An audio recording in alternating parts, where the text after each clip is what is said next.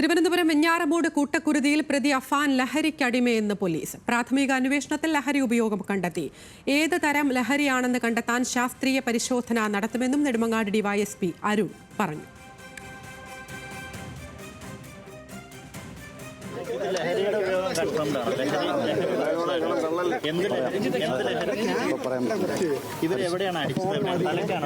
തലയ്ക്കാണ് കൂടുതൽ അടി. ഇത് ലഹരി എങ്ങനെയാണ് നിങ്ങൾ അതിന്റെ സൂചനകൾ എന്താ കിട്ടിയിരിക്കുന്നത്?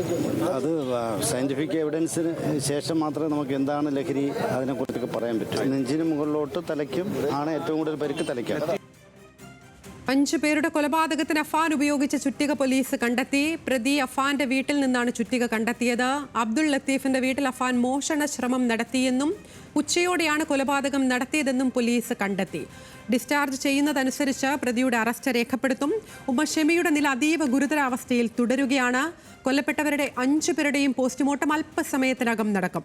പെൺസുഹൃത്ത് ഫർസാനയുടെയും പിതാവിന്റെ ഉമ്മ സൽമ ബീവിയുടെയും സംസ്കാരം ഇന്ന് നടക്കും. വിശദാംശങ്ങളുമായി പ്രതിയുടെ വീട്ടിൽ നിന്ന് അഞ്ജു ജയപ്രകാശും, കൊല്ലപ്പെട്ട അബ്ദുൾ ലത്തീഫിന്റെ വീട്ടിൽ നിന്ന് VS അനുരാഗും, മെഡിക്കൽ കോളേജിൽ നിന്ന് അർജുനുമുണ്ട്.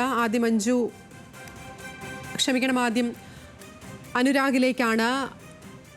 അനുരാഗ്, ഈ പ്രതിയുടെ മൊഴി നമ്മൾ നേരത്തെയൊക്കെ പറഞ്ഞിരുന്നതുപോലെ പോലീസ് ആദ്യഘട്ടം മുതൽ തന്നെ മുഖവിലക്കെടുത്തിരുന്നില്ല. ഇപ്പോൾ ഈ ഘട്ടത്തിൽ നിരവധി കാര്യങ്ങൾക്ക് ഒരു വെളിച്ചമുണ്ടാകുന്നുണ്ട്. അതിൽ ഏറ്റവും പ്രധാനപ്പെട്ടത് ഇവിടെയും വില്ലനായത് ലഹരിയാണ് എന്നുള്ളത് തന്നെയാണ്. എന്തൊക്കെയാണ് ഏറ്റവും പുതിയ വിവരങ്ങൾ?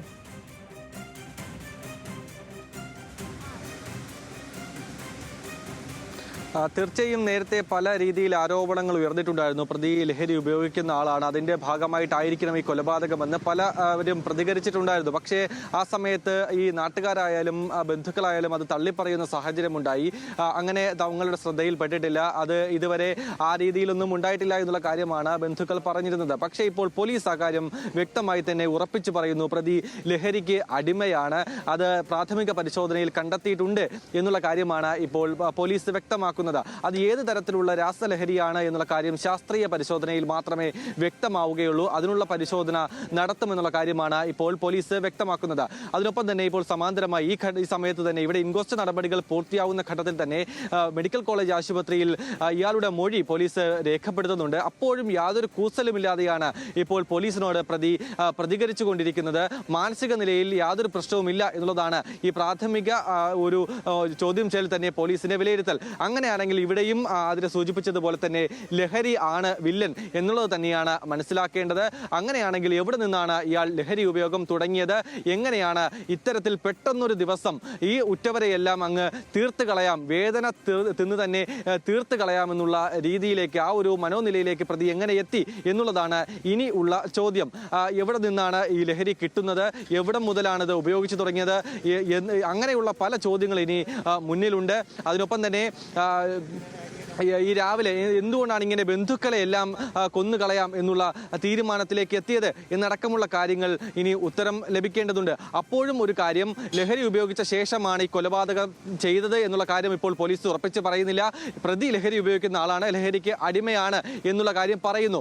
അപ്പോഴും പലരും പറയുന്നു ഈ ക്രിമിനൽ സ്വഭാവമില്ല, ലഹരി ഉപയോഗിക്കുന്ന ആളല്ല, അല്ലെങ്കിൽ ആ തരത്തിൽ ഒരു കേസുകളിലും പെട്ട ആളല്ല എന്ന് ബന്ധുക്കളും അതുപോലെ തന്നെ അയൽവാസികളും പറയുമ്പോഴും ഈ കൊലപാതകങ്ങളെല്ലാം പ്രതി നടത്തിയിരിക്കുന്നത് പക്ക ക്രിമിനൽ, ബോർഡ് ക്രിമിനൽ എന്നുള്ള രീതിയിൽ തന്നെയാണ്. കാരണം ഒരു ആളെ അല്ലെങ്കിൽ തലക്കടിച്ചു കഴിഞ്ഞാൽ അപ്പോൾ തന്നെ മരണം സംഭവിക്കണമെന്നില്ല. പക്ഷേ ഇവിടെ 5 പേരെയും പ്രതി ഒരു ചുറ്റിക ഉപയോഗിച്ചുകൊണ്ട് നിഷ്ഠൂരമായി കൊലപ്പെടുത്തി എന്നുള്ളതാണ് ഇവിടെ ഏറ്റവും പ്രധാനപ്പെട്ട കാര്യം. അവർ മരണം മുഖാമുഖം കണ്ട് വേദന തിന്ന് മരിക്കുന്നതവർ അയാൾ കണ്ടു നിന്ന് മരണം ഉറപ്പിച്ച ശേഷമാണ് അവിടെ നിന്ന് പോയിരിക്കുന്നത്. അവിടെ ഇയാൾക്ക് പിഴച്ചത് സ്വന്തം അമ്മയെ കൊലപ്പെടുത്തുന്നതിൽ മാത്രം അയാൾക്ക് പിഴച്ചു. അവിടെ മരിച്ചു എന്നുറപ്പിച്ച ശേഷമാണ് പുറത്തിറങ്ങിയത്. പക്ഷേ അവിടെ അവർ അതീവ ഗുരുതരാവസ്ഥയിൽ തന്നെ തുടരുകയായിരുന്നു. അവരെ ആശുപത്രിയിൽ പ്രവേശിപ്പിച്ചിട്ടുണ്ട്, വെന്റിലേറ്ററിൽ തുടരുകയാണ് എന്നുള്ളതാണ് മനസ്സിലാക്കുന്നത്. ഏതൊരു കേസിലും തെളിവുകൾ അവശേഷിക്കുമെന്ന് പറയുന്നത് പോലെ ഇവിടെ അമ്മ തന്നെയാണ് ഇനി എന്താണ് സംഭവിച്ചത്, എന്താണ് മകൻ സംഭവിച്ചത് എന്ന കാര്യത്തിൽ മറുപടി അല്ലെങ്കിൽ അതിൽ ഒരു വ്യക്തമായ ഒരു മൊഴി നൽകേണ്ടത്. അത് എന്തായാലും അവരുടെ ആരോഗ്യസ്ഥിതി മെച്ചപ്പെട്ട ശേഷം അവരുടെ മൊഴി കൂടി എടുക്കും. എന്തായാലും ഇനി പ്രതിയെ വിശദമായി തന്നെ ചോദ്യം ചെയ്യേണ്ടതുണ്ട്. പ്രാഥമികമായി ഇപ്പോൾ ആശുപത്രിയിൽ പ്രവേശിപ്പിച്ചു സമർപ്പിച്ചിരുന്നു. കഴിഞ്ഞ ദിവസം മജിസ്ട്രേറ്റ് മൊഴി രേഖപ്പെടുത്തിയിട്ടുണ്ടായിരുന്നു. ഇപ്പോൾ പോലീസ് ഇയാളുടെ ആരോഗ്യനില തൃപ്തികരമായത് മനസ്സിലാക്കിയ പോലീസ് ഇപ്പോൾ മൊഴി രേഖപ്പെടുത്തിയിട്ടുണ്ട്. അതിലാണ് ഇയാൾക്ക് ഇപ്പോഴും യാതൊരു കൂസലുമില്ല. ഇന്നലെ 6 മണിക്ക് തന്റെ ബന്ധുക്കളെയെല്ലാം കൊന്ന ശേഷം ഒരു കൂസലുമില്ലാതെ എങ്ങനെയാണോ പോലീസ് സ്റ്റേഷനിലേക്ക് കയറി ചെന്നത് അതുപോലെ തന്നെ പ്രതി ഇപ്പോഴും പ്രതികരിക്കുന്നുണ്ട് എന്നുള്ളതാണ് പോലീസ് പറയുന്നത്. അങ്ങനെയാണെങ്കിൽ എങ്ങനെയാണ് ഇയാൾക്ക് ഇങ്ങനെ ഒരു കഠിന മനോനിലയിലേക്ക് ഇയാൾ എത്തിയത് എങ്ങനെ എന്നുള്ള ചോദ്യത്തിന് ഉത്തരം കൂടി ഇനി പുറത്തു വരേണ്ടതുണ്ട്. എന്തായാലും നിഷ്ഠൂരമായ കൊലപാതകം എല്ലാ ഉറ്റവരെയും, ഏറ്റവും പ്രധാനപ്പെട്ടത് തന്റെ സഹോദരൻ 10 വയസ്സിന് ഇളയ സഹോദരൻ, അയാളെ ജീവന തുല്യമാണ് ഇയാൾ സ്നേഹിച്ചുകൊണ്ടിരുന്നത്. പലയിടങ്ങളിലും ബൈക്കിൽ കൊണ്ട് കറങ്ങുന്നുണ്ടായിരുന്നു. അതുപോലെ ഇഷ്ടപ്പെട്ട ആഹാരം സ്വന്തം സഹോദരന് വാങ്ങിക്കൊടുക്കുന്നു. അങ്ങനെ അത്രത്തോളം സ്നേഹിച്ചിരുന്ന, സോഷ്യൽ മീഡിയ ഒക്കെ പരിശോധിക്കുകയാണെങ്കിൽ സഹോദരനൊപ്പമുള്ള ചിത്രങ്ങളാണ് ഏറ്റവും കൂടുതൽ പങ്കുവച്ചിട്ടുള്ളത്. അങ്ങനെ സഹോദരനെ അടക്കം അത്രത്തോളം ജീവന തുല്യം സ്നേഹിച്ച സഹോദരനെ അടക്കം ഇങ്ങനെ തീർത്ത് കളയണമെങ്കിൽ അത് എന്തിന്റെ പുറത്താണ് എന്നുള്ള കാര്യമാണ്. അതിനൊപ്പം തന്നെ ഏറ്റവും പ്രധാനപ്പെട്ട കാര്യം, ലത്തീഫിന്റെ വീട്ടിൽ ഒരു മോഷണ ശ്രമം കൂടി പ്രതി നടത്തിയിട്ടുണ്ട്. നേരത്തെ ഒരു മാലയുടെ സംഭവം പുറത്ത് ഉണ്ടായിരുന്നു. അതായത് ഈ പിതാവിന്റെ മാതാവിനോട് ഒരു മാല ചോദിച്ചിട്ടുണ്ടായിരുന്നു. 4 പവനോളം വരുന്ന മാലയാണ്. പക്ഷേ ഒരു ഘട്ടത്തിലും അവർ അത് ഇയാൾക്ക് കൊടുക്കാൻ തയ്യാറായിരുന്നില്ല. പലതവണ ആവശ്യപ്പെട്ടെങ്കിലും പിന്നീട് ഇത് ഒരു സൂക്ഷിക്കാനായി മകളുടെ കയ്യിൽ നൽകിയെന്നാണ് ഇവർ ഈ പ്രതിയോട് പറഞ്ഞത്.